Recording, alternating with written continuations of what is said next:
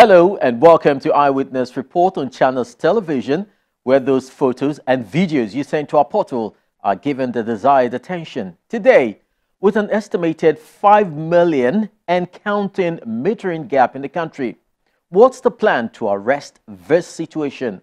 How do Nigerians obtain their prepaid meters? Landlords become squatters as homes built on 135 acres of land at Shukpori Community Mota near Ikorodu are demolished by the Lagos State government. Join us for these and more on Eyewitness Report. I'm Chris Elams. On the program, we've had numerous reports of inadequate power supply, estimated electricity bills, lack of prepaid meters, and lots more. Now, these are issues that are vital to Nigerians.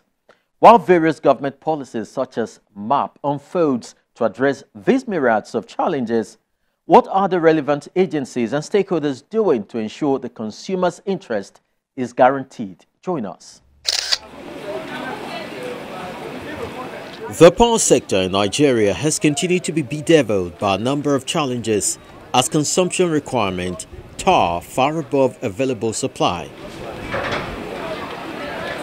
While Nigerians are still unsettled by this reality, the issue of accurate measurement of electricity consumed by individuals has thrown up new terms such as crazy or exorbitant bills, which is literally driving consumers crazy.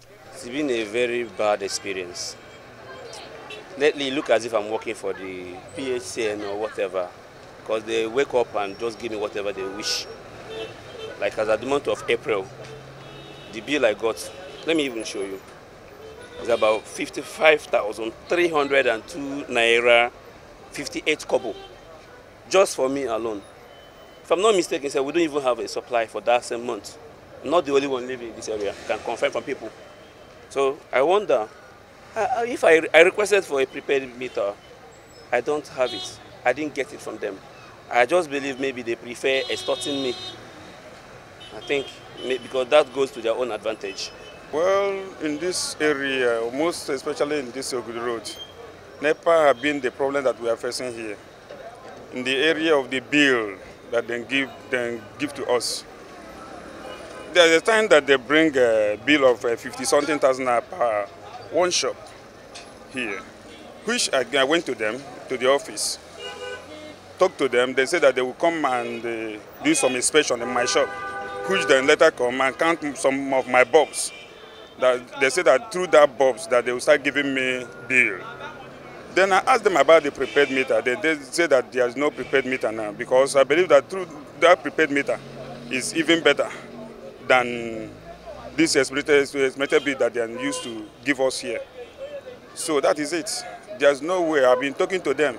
Nowhere. The bill is still coming. Last time they brought 37,000 something. So the bill is too much. I don't know what is happening in this country that we are paying what we don't even eat. We vomit it out by force. What you did not consume, you vomit it. That's what I don't understand. I've been working on this prepaid meter for the past 7 or 8 years now. They were just been selling me. They will say that I should go to Alausa. If I go to Alausa, they will direct me back to Shomolu. From Shomolu back to Ogudu. So I don't understand what is happening. They don't even tell us what is happening concerning the prepaid. So we don't know what to do. This issue has become widespread and seems almost insurmountable as protest against the inability of distribution company to supply prepaid meters remains on the rise.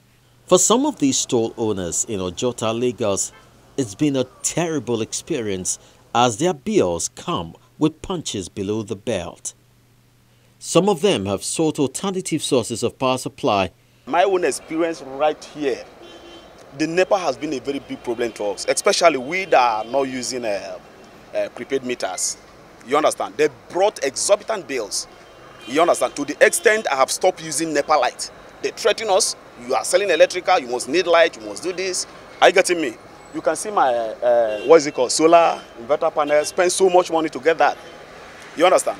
When you look directly inside my shop, they discover that what I'm using is just about not less than 40 watts of a thing. NEPA is bringing, 40-something thousand naira, 47 and above. It's just much. While a few others are lucky to have prepaid meters. For them, the difference is as clear as crystal.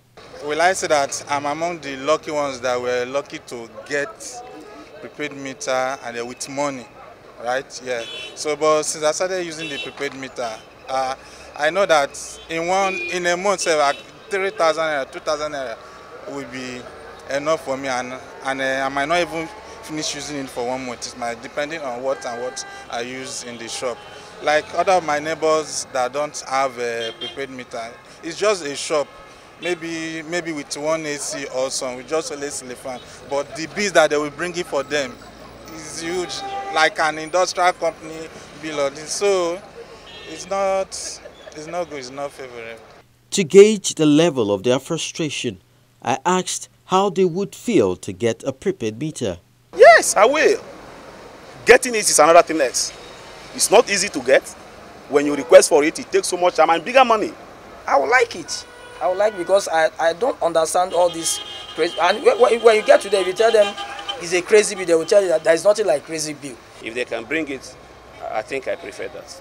Following the ongoing enumeration and database collection of electricity consumers in the country, a metering gap of over 5 million users have been discovered, with a possibility of growing further. The need to bridge this gap, according to the Vice Chairman, Nigerian Electricity Regulatory Commission, Engineer SANUSI GARBA, is what has given birth to Meter Assets Provider, MAP. By this initiative, investors are expected to finance the procurement of prepaid or smart meters for the end users, who will have a repayment plan worked out. What we did was to say that meters are long-term assets in terms of their useful life, and therefore they can be financed by a third party.